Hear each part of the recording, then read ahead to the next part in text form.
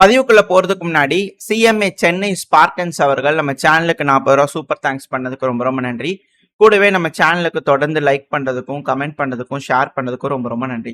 எந்த ஒரு டிலேயுமே இல்லாம நம்ம இப்ப பதிவுக்குள்ள போயிடலாம். ஒடசால இருக்கக்கூடிய பெல்கிராட் டிஸ்ட்ரிக்ட்ல ஹெவியான அட்டாக் ரஷ்ய தரப்பு பண்ணிக்கிறாங்க. எனர்ஜி இன்ஃப்ராஸ்ட்ரக்சர் ஃபெசிலிட்டிஸ் வழக்கம் போல பாத்தீங்கன்னா தாக்குதல்கள் நடந்திருக்கு. இப்படி இருக்கும் சமயத்துல இந்த ரஷ்யா உக்ரைன் பிரச்சனையில தாக்குதல்கள் அப்படிங்கிறது கொஞ்சம் கூட கம்மியாகல. நேத்திக்கு உக்ரைனோட அதிபரான ஜெலன்ஸ்கி அவர்கள் ஜப்பானுக்கு கடிதம் எழுதினார். ஹலோ ஜப்பான், நார்த் கொரியா நிறைய ட்ரைனிங் ஆயிருக்காங்கோ, அதுவும் உக்ரைனை அட்டாக் பண்ணி நீங்க என்ன செய்றீங்கோ அப்படிங்கறத போல பாத்தீங்கன்னா எழுதியிருந்தாரு. ஸோ அதுக்கான பதில் கடிதம் பாத்தீங்கன்னா ஜப்பான் தரப்பு வந்திருக்கு. ஜப்பானோட பிரைம் மினிஸ்டர் திரும்பி எலெக்ஷன் நடந்து யூனிலேட்டர்லாம் பாத்தீங்கன்னா மெஜாரிட்டியோட ஜெயிச்சுக்கிறாங்க. இந்த தக்கிச்சி அவர்கள் ட்ரம்ப் அவர்கள் கூட பாத்தீங்கன்னா நல்ல பிரைம் மினிஸ்டர் அப்படின்னு சொல்லியிருந்தாங்க இல்லையா. ஸோ இந்த தக்கிச்சி அவர்கள் பாத்தீங்கன்னா உறுதிமொழி எடுத்துக்கிறாங்க. என்ன ஆனாலும் சரி உக்ரைனுக்கு எந்த ஒரு இதுமே இல்லாம நம்ம உதவிகள் செய்யலாம் அப்படிங்கிறது போல பாத்தீங்கன்னா முடிவுகள் எடுத்திருக்காங்க. ஸோ ரஷ்யாவுக்கு கிழக்கில் இருக்கக்கூடிய ஜப்பான் இப்பொழுது உக்ரைனுக்கு ஆதரவாக செயல்பட போறாங்களா, இதுக்கப்புறம் எப்படி ட்ரூப்ஸ் ஆயுதம் இதெல்லாம் ஏதாவது செய்வீங்களா, இல்லை எப்படி என்ன ஏது அப்படிங்கிற கேள்விகள் இருக்கு. வெயிட் பண்ணி பார்ப்போம். இவங்களோட முடிவுகள்னால இந்த பிரச்சனை ரஷ்யா அப்படிங்கிற பிரச்சனை மேற்குல மட்டும் இல்லாம இப்ப கிழக்குலையும் வருமா அப்படின்ற கேள்விகள். ஸோ ஜப்பான் ஆல்ரெடி பாத்தீங்கன்னா சைனாக்கு எகெயின்ஸ்டாவும் சில வேலைகள் தைவான்ல பண்ணலாமா அப்படின்னு யோசிச்சுட்டு இருக்காங்க. அங்கேயும் ஒரு சண்டைகள் போயிட்டு இருக்கு. ஸோ இந்த பிராந்தியமே பாத்தீங்கன்னா அப்படியே இந்த ப்ராப்ளம் விரிவடைகிறதுக்கான விஷயங்கள் இப்ப பிரகாசமா தெரியுது. தலைவர்களோட உறுதித்தன்மை முடிவுகள் இது எல்லாத்தையும் வச்சு பார்க்கும்போது இந்த பிரச்சனைகள் இன்னும் அடுத்த கட்ட வளர்ச்சி நோக்கி போகுமா அப்படின்ற கேள்விகள் வருது. ஏன்னா இப்போ பீஸ் அப்படிங்கறத பாத்தீங்கன்னா புதுசா ஒண்ணு உருவாக்கலாமா அப்படிங்கள ஈயோல பேசிட்டு இருக்கிறாங்க. அதுக்கு எகெயின்ஸ்டா போலாண்ட்ல பாத்தீங்கன்னா பயங்கரமான ப்ரொடெஸ்ட், அதிகமான மக்கள், அதுவும் போலாண்டோட வார்சா சொல்லுவாங்க கேபிட்டல், போலாண்டோட கேபிட்டல். அங்க அதிபரோட மாளிகைக்கு வெளியே அதிகப்படியான மக்கள் பாத்தீங்கன்னா கூடியிருக்கிறாங்க. நான் பீஸ்ன்னு சொல்றேன், பீஸ் கிடையாது, சேஃப் யூரோப்பியன் டிஃபென்ஸ் ப்ராஜெக்ட் அப்படிங்கிறது போல ஒரு பாதுகாப்புக்கான ஒரு விஷயத்த யூரோப்பியன் யூனியன் பாத்தீங்கன்னா இனிஷியேட் பண்ணிக்கிறாங்க. அதுக்கு பேர் தான் SAFE, சேஃப் அப்படிங்கிறது போல. இது எதுக்காக அப்படின்னா அதிகப்படியான ஆயுதங்கள் உருவாக்குறது ஒரு இனிஷியேட்டிவ் அப்படின்னு வச்சுக்கோங்களேன். இந்த டிஃபென்ஸ் பாதுகாப்புக்காக ஒரு இனிஷியேட்டிவ், அதில் பட்ஜெட்ஸ் அலோகேட் பண்ணப்படும். ஸோ அதுல இருந்து பாத்தீங்கன்னா நாடுகளுக்கு யார் யார் என்னென்ன டிஃபென்ஸ் இண்டஸ்ட்ரி உருவாக்க போறாங்க அப்படிங்கிறது பணங்கள் வரும். ஸோ அதுல போலாண்ட் பாத்தீங்கன்னா இன்வால்வ் ஆகக்கூடாது அப்படிங்கிறது போல மக்கள் ப்ரொடெஸ்ட் பண்ணிட்டு இருக்காங்க. அதுக்கு போலாண்டோட பிரைம் மினிஸ்டர் டஸ்க் அவர்கள் இருப்பார் இல்லையா. ஸோ அவர் என்ன சொல்றாரு அப்படின்னா, அதாவதுங்க ஆர்பன் அவர்கள் பண்ண உக்ரைனுக்கு போகக்கூடிய எய்ட பிளாக் பண்றாரு. இந்த கேசின்ஸ்கி அவர்கள் இருக்கார் இல்லையா, அவர் பாருங்க, ஏன்னா இவர் தான் இந்த ப்ரொடெஸ்ட் பண்றதுக்கு மக்களை கூப்பிட்டார். நாம் ப்ரொடெஸ்ட் பண்ண போறோம், மக்களே வாங்க ப்ரொடெஸ்ட் பண்ணலாம், இதுக்கு எகெயின்ஸ்டா போலாண்டு பண்ணா சேஃபுக்கு நோ சொல்லணும், போலாண்டுக்கு எஸ் சொல்லணும், வாங்க உங்களோட ஆதரவு அலைகளை காட்டுங்க அப்படிங்கிறது போல கூப்பிட்டதுனால மக்களும் வந்திருக்கிறாங்க. அலைக்கடல் திரண்டு ப்ரொடெஸ்ட் நடந்திருக்கு. ஸோ அந்த இடத்துல பாத்தீங்கன்னா போலாண்டோட டஸ்க் அவர்கள் இந்த கெய்சின்கி அவர்கள் இருக்கா இல்லையா, அவர் ப்ரொடெஸ்ட் பண்ணக்கூடிய இதுக்கு எதிர்த்து அவர் என்ன சொல்றாருன்னா, ஆர்பன் அவர்கள் பாத்தீங்கன்னா உக்ரைனுக்கான எய்டுல நோ சொல்றாரு. கெய்சின்கி அவர்கள் பாத்தீங்கன்னா சேஃபை பிளாக் பண்ணணும்னு நினைக்கிறாரு. இது ரெண்டு நடந்ததுன்னா ஆட்டோமேட்டிக்கா யாருக்கு சந்தோஷம்? அங்க இருக்கிற புட்டின் அவர்களுக்கு தான் சந்தோஷம். அதனால அவங்களுக்கு ஏத்தபடி பண்ண இந்த கைசின்ஸ்கி அவர்கள் பண்ண நடக்க ட்ரை பண்றாரு. அதனால அதெல்லாம் ஒருபோதும் நடக்காது அப்படிங்கிறத பண்ணா டஸ்க் அவர் சொல்லிட்டு போயிருக்கிறாரு. யார் இந்த கெய்சின்கி அவர்கள் பலருக்கும் தெரிஞ்சிருக்கும். பட் ஒரு இம்பார்ட்டன்டான விஷயம் என்னன்னா 13வது பிரைம் மினிஸ்டரா இருந்தார் போலாண்டுக்கு. அவர் பாத்தீங்கன்னா இது நம்மளோட பிரச்சனை, இது நம்ம நாட்டுக்கு தேவையில்லாத ஒண்ணு அப்படிங்கலாம் அவர் தரப்பு. ஆனா இதே டஸ்க் அவர்கள் என்ன சொல்றாரு, நம்ம நாட்டுக்கு பண்ண இது பணம், இதுல முக்கியமானது பணம், டிஃபென்ஸ் இண்டஸ்ட்ரிக்கு பணம் வரும் அப்படிங்கிறது போல.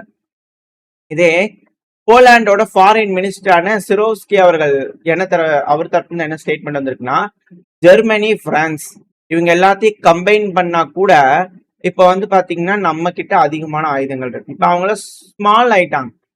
ஜெர்மனியும் பிரான்ஸும் ரொம்ப ஸ்மால் ஆயிட்டாங்க. அதனால பாத்தீங்கன்னா கவர்மெண்ட்லாம் பண்ண முடியாது யூரோப்ப. போலாண்டான எங்க கிட்ட பாத்தீங்கன்னா ஜெர்மனி, பிரான்ஸ், யூகே 3 நாடுகளை கம்பைன் பண்ணா கூட எங்க கிட்டதான் அதிகப்படியான டேங்குகள் அட்வான்டேஜ் எல்லாமே இருக்கு. வரக்கூடிய வருஷங்கள்ல நம்ம தான் க்ரோ ஆயிட்டு இருக்கோம். இந்த 3 நாடுகளை விட கம்பைன் பண்ணாலும் நம்ம தான் க்ரோ ஆயிட்டு இருக்கோம். போலாந்து வந்து பாத்தீங்கன்னா 10வது லார்ஜஸ்ட் மட்டும் கிடையாது. இந்த EU கண்ட்ரி 2004 நீங்க அதெல்லாம் பார்க்கும்போது நம்மளோட எக்கனாமி வந்து பாத்தீங்கன்னா இப்போ உலகத்திலேயே 20வது இடத்துல பிடிச்சிருக்கு. நம்ம வந்து பண்ண கம்பேர் பண்ணும்போது நம்ம பெரிய ஆளுங்களா இருக்கும். அதாவது யூரோப்பியனுக்குள்ளேயே வந்து பண்ண கம்பேரிசன் வந்துருச்சு. இவர் கம்பேர் பண்ணக்கூடிய விஷயம் என்னன்னா ஜெர்மனி, பிரான்ஸ், யூகே விட நம்ம பெரிய ஆள்.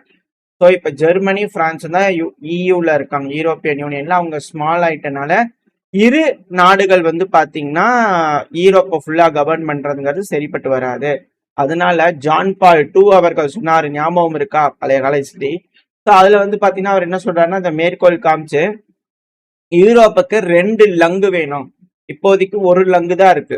அதனால யூரோப்புக்கு 2 லங்ஸ் வேணும். ஏதாவது பேஷண்ட் பிடிச்சி அறுத்துருவாங்களா அப்படிங்கிறது தெரியல. பட் இருந்தாலும் லங்ஸ் வேணும் அப்படிங்கிறதுனால அவதான் சுவாசிக்க எளிமையா இருக்கும் யூரோப்புக்கு. அதனால ஒன்னு வந்து வெஸ்டர்ன், இன்னொன்னு வந்து ஈஸ்டர்ன், அப்படி பிரிச்சுக்கலாம் அப்படிங்கிறது போல சிரோஸ்கி அவர்கள் தரப்பு ஸ்டேட்மெண்ட். ஸோ இதை நம்ம கொஞ்ச நாளைக்கு முன்னாடியாவே நம்ம சொல்லிட்டு இருக்கோம் இல்லையா? நம்ம சேனல்ல பாக்குறவங்களுக்கு தெரியும். யூரோப்பே வந்து பாத்தீங்கன்னா பிரிஞ்சுக்கிட்டு இருக்கு. மத்திய யூரோப், வடக்கு யூரோப், மேற்கு யூரோப் அப்படிங்கிறது போல. ஸோ இப்போ இந்த சென்ட்ரல் யூரோப் வந்து பார்த்தீங்கன்னா இவர் ஈஸ்டர்ன் யூரோப் அப்படிங்கிறத சொல்றாங்க.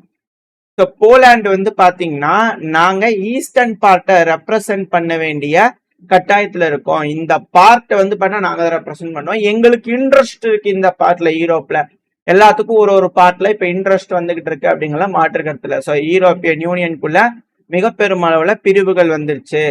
ஸோ இதுதான் இதுல இருக்கக்கூடிய விஷயம். ஸோ பார்ப்போம், வெயிட் பண்ணி பார்ப்போம். ஜெர்மனியில வந்து பாத்தீங்கன்னா ஒரு ஐடியாவை ஃப்ளோட் பண்ணியிருக்கிறாங்க. இந்த 5 கண்கள் அப்படிங்கிறது போல இருக்கு. 5 கண் இருக்கும். அந்த 5 கண் நாடுகள் வந்து பாத்தீங்கன்னா உளவு அமைப்புகள்ல இணைஞ்சு செயல்பட்டுக்கிட்டு இருக்காங்க.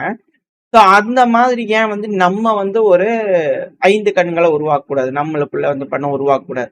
ஜெர்மனு, UK, போலாந்து இது போல நாடுகள்லாம் இணைஞ்சு செய்யக்கூடாதா? ஒரு ஃப்ரேம் ஒர்க் பண்ணக்கூடாது அப்படிங்கிறது போல குஸ்குன்னு வந்து பார்த்தீங்கன்னா பிரான்ஸ், இட்டாலி, UK, போலாந்து எல்லாம் இணைஞ்சு வந்து பாத்தீங்கன்னா ஒரு உருவாக்க கூடாதா அப்படிங்கிறது போல வந்து பாத்தீங்கன்னா யோசிச்சுக்கிட்டு இருக்கிறாங்களாமா.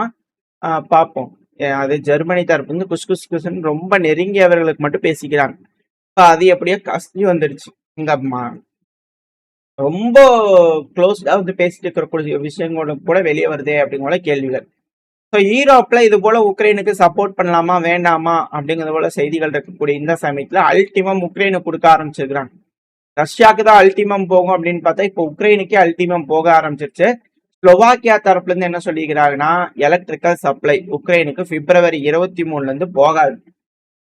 எப்போ உக்ரைன் எங்களுக்கு ஆயில் தராங்களோ அப்பதான் வந்து அந்த வழியா வருதோ, ரஷ்யா தரப்புல இருந்து கொடுக்கக்கூடிய ஆயில் த்ரூஸ்பா பைப்லைனோட வருதோ அப்பதான் நாங்க ரெசியூம் பண்ணுவோம். அது வரைக்கும் இதுக்கு மேல கரண்ட் தர மாட்டோம் அப்படிங்கிற ஃபிகோ அவர்கள் அனௌன்ஸ் பண்றாரு.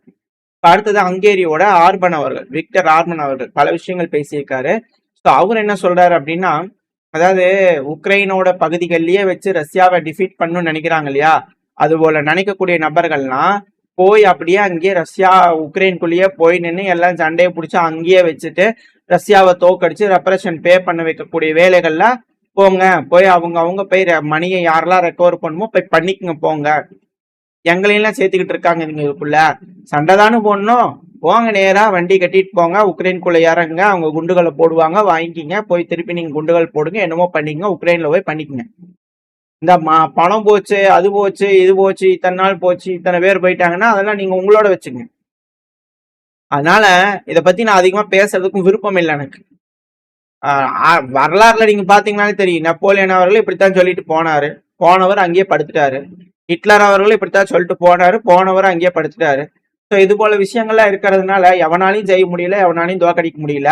இப்போ காஜா காலஸ் அவர்கள் வந்து பாத்தீங்கன்னா அதை ட்ரை பண்ணணும்னு நினைக்கிறாங்க. ஒன்றும் பிரச்சனை இல்லாம நீ கிளம்பி போய்க்கு உக்ரைனுக்கு அப்படிங்கிறத விக்டர் ஆர்மன் அவர்கள் கோபமா வந்து பண்ண மக்கள் முன்னாடி பேசிட்டு இருக்காரு.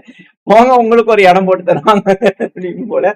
ஸோ விக்டர் ஆர்மன் அவர்கள் வந்து எதுனாலும் உக்ரைனுக்குள்ளேயே வச்சுக்கோங்கப்பா, யாருக்கெல்லாம் பணம் வேணும் வசூலிக்கணுமோ ரஷ்யாட்ட போய் அங்க போய் நின்று வசூலிங்க, எங்களை எல்லாம் இழுக்காதீங்க அப்படிங்கிறது போல அவங்க தரப்பு இருந்தும் அல்டிமேமா கொடுத்துட்டாங்க. உக்ரைனுக்கு வந்து பாத்தீங்கன்னா இதுக்கப்புறம் வராதுப்பா, எதுனாலும் எங்களுக்கு நீ ஆயில் கூட, நீ சண்டை பிடிக்காத, அதெல்லாம் ரெண்டாவது, எங்களுக்கு நீ ஆயில கொடுத்துட்டு நீ முடிவு எடுத்துக்க அப்படிங்கிறது போல அவங்க தப்புன்னு சொல்லிக்கிறாங்க. பட் இருந்தாலும் இந்த அமெரிக்கா வந்து பாத்தீங்கன்னா அமைதி பேச்சுவார்த்தை அப்படிங்கிற சொல்லிட்டு இருக்கிறாங்க இல்லையா? இந்த அமைதி பேச்சுவார்த்தைன்னு சொல்லிட்டு இருக்கக்கூடிய சமயத்துல இந்த RQ-4B குளோபல் ஹாக் ரக உளவு விமானம், இந்த ட்ரோன் இருக்கு இல்லையா, அது வந்து பாத்தீங்கன்னா விமானம் இல்ல ட்ரோன். ஸோ அது வந்து பாத்தீங்கன்னா அப்படியே வந்து அந்த போலாண்டு பகுதிகள், இந்த கலிங்கன்கிராட் இருக்கு இல்லையா, அந்த பக்கத்துல வந்து அப்படியே சுத்தல் உள்ளாமா அப்படின்னு ட்ரை பண்ணிக்கிறாங்க. ஸோ அப்படி விடும்போது என்ன ஆயிருக்குன்னா, அமெரிக்காவோட கடற்படைக்கு சொந்தமான ஒரு இது. ஸோ அது அப்படி போய் சுத்தி சுத்தி வந்துட்டு இருக்கும்போது அதோடைய சிக்னல் வந்து லாஸ்ட் ஆயிடுச்சு. ஸோ அதனால அதோட முன்னாடியே இது போல லாஸ் ஆயிடுச்சு அப்படின்னா எந்த வழியா போகணும் அப்படிங்கிறது போல ப்ரீ பாத் செட் பண்ணியிருப்பாங்க. ஸோ அது வழியா வந்து பண்ண அதை செட் பண்ணி திரும்பவும் லான்ச் பண்ண பகுதிக்கே போயிருக்கு. ஸோ இது என்ன தெரியுதுன்னா, எலக்ட்ரானிக் வார்ஃபேர் கலிங்கன்கிராட்ல ரொம்ப அதிகமா இருக்கு. ஸோ அந்த எலக்ட்ரானிக் வார்ஃபேர் கலிங்கன்கிராடுக்குள்ள மட்டும் இல்லாம போலாண்டு பகுதிகள், அந்த பார்டரோட பகுதிகள் எல்லாத்துலயுமே வந்து பாத்தீங்கன்னா ஆளுமை செலுத்துது அப்படிங்கிறது போல விஷயங்கள். ஏன்னா சேஃபான லொகேஷன்ல இருந்தா இது போல பண்றாங்க. பட் இருந்தாலும் ரஷ்யாவோட டிஃபென்ஸ்க்கு எகெயின்ஸ்டா அமெரிக்கானால எதுவுமே பண்ண முடியல. அவங்களோட விமானங்கள்லாம் ஹேக் ஆகுது, சிக்னல் ஜாம் பண்றாங்க அப்படிங்கும்போது அது வேலை செய்யாது. ஸோ அது பிரச்சனையாகுது அப்படிங்கும்போது எப்படி அதை வந்து மாடிஃபை பண்ண போறாங்க, அப்கிரேட் பண்ண போறாங்க அப்படிங்கிறது பார்க்கலாம். இவங்க செய்யக்கூடிய விஷயங்கள்லாம் யூரோப்ல பிளவுங்கிறது வந்துருச்சு. ஸோ பிளவுகள் வருது அப்படின்னா யுத்தத்துக்கு போவாங்களா அப்படின்ற கேள்விகள் இருக்கா, அது மாதிரி தெரியுது. இல்ல அழுத்தங்கள் போறதுனால அமைதியா இப்போதைக்கு பிரச்சனையை முடிச்சுக்கலாம் அப்படிங்கிறதுனால அமைதிக்கு வருவாங்களா அப்படிங்கிறது போலையும் தெரியுது. ஸோ வெயிட் பண்ணி பார்ப்போம். இன்னும் சில நாட்கள், ஜூன் மாசத்துக்குள்ள இதுக்கான ஒரு ஆன்சர் கிடைச்சிடும் அப்படிங்கிற பலரோட கருத்துக்கள். ஒருவேளை அமெரிக்கா ஈரான்ல போட்டு பாக்குறதா, தோத்து போயிட்டோம்னா எல்லாம் சாட்டி கிளம்பி வாங்கடா அப்படிங்கிறது போல எல்லாம் கூப்பிட்டு போயிருவாங்களா, இல்ல எப்படி என்ன தெரியல. வெயிட் பண்ணி பார்ப்போம். ஏன்னா ஈரான் தோத்துட்டாங்கன்னா ரஷ்யாவோட தெருக்கு முடிஞ்சிருச்சு. ஸோ ரஷ்யாவோட தெருக்குல வந்து ஆல்ரெடி அசர்பைஜான் வந்து பாத்தீங்கன்னா ரொம்ப வந்து ஒரு எகெயின்ஸ்டா இருக்கிறார், ரஷ்யாக்கு எகெயின்ஸ்டா கொஞ்சம் சரியில்லாம இருக்காரு. ஸோ அதனால இந்த பகுதியெல்லாம் வந்து பாத்தீங்கன்னா ஒண்ணு சேர்ந்து ஏதாவது பண்ணலாமா அப்படிங்கிற யோசனையில இருக்காங்களா, என்ன இருங்க தெரியல. ஸோ ஜூனுக்குள்ள வந்து பாத்தீங்கன்னா ஒரு ஜூன், ஜூலை, ஆகஸ்ட் இந்த டைமுக்குள்ள ஒரு முடிவு வந்துடும் அப்படிங்கிற சொல்லிட்டாங்க. ஸோ அது போல பேசி ஒரு முடிவு எடுத்துக்கிட்டாங்கன்னா பரவாயில்ல, அது போல நடக்கும் அப்படிங்கிற நம்பிக்கை இந்த பையனா முடிச்சுக்கலாம். இந்த பதிவு எப்படின்னு உங்களுக்கு பிடிச்சிருக்கா, பிடிச்சா லைக் பண்ணிட்டு உங்க ஃப்ரெண்ட்ஸ் நம்ம ஷேர் பண்ணிக்கோங்க. அது கூட மறக்காம நம்ம சேனல் வந்து சப்ஸ்கிரைப் பண்ணலாம், மறக்காம சப்ஸ்கிரைப் பண்ணிக்கோங்க. அப்பதான் யூடியூப் மதிச்சு நம்ம போடக்கூடிய வீடியோக்களை 4 பேருக்கு ப்ரொமோட் பண்ணும். உங்களோட அன்பு ஆதரவு எனக்கு எப்ப இருக்கணும் நம்பிக்கையில இந்த பையனா முடிச்சுக்கலாம்.